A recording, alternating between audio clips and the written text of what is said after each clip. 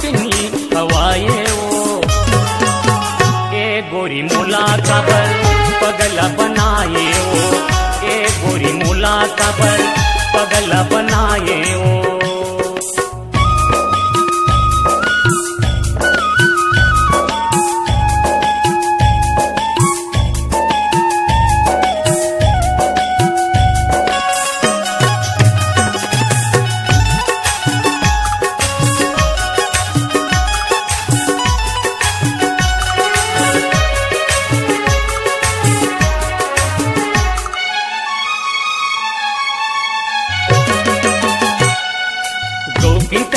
जानत हवस हवा वो हमरा अपन खातेदार भात मोला देखे दर्रा।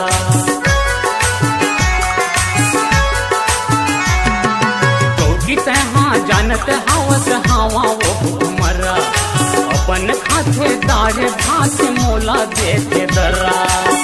नून मिर्च धनिया के चटनी खवाए वो। नून मिर्च धनिया के चटनी खवाए वो। ए गोरी मोला काबर पगला बनाए वो। ए गोरी मोला काबर पगला बनाए वो।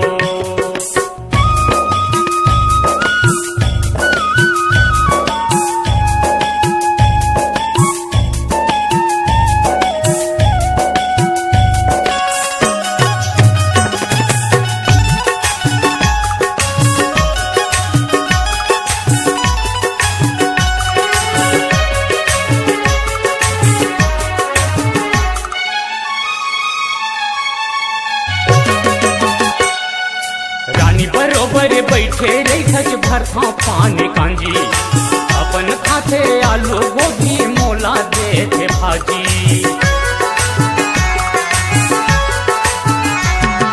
रानी बरोबर बैठे रैखज भरथा पानी कांजी अपन खाते आलू गोभी मोला देखे भाजी। नून मिर्च धनिया के चटनी खवाए वो। नून मिर्च धनिया के चटनी खवाए वो।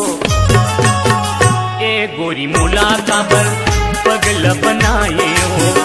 ए गोरी मोला काबर पगला बनाए वो। नून मिर्च धनिया के चटनी खवाए वो। नून मिर्च धनिया के चटनी खवाए वो। ए गोरी मोला काबर पैहा बनाए वो। ए गोरी मोला काबर पगला बनाए वो। गोरी मोला काबर पैहा बनाए वो।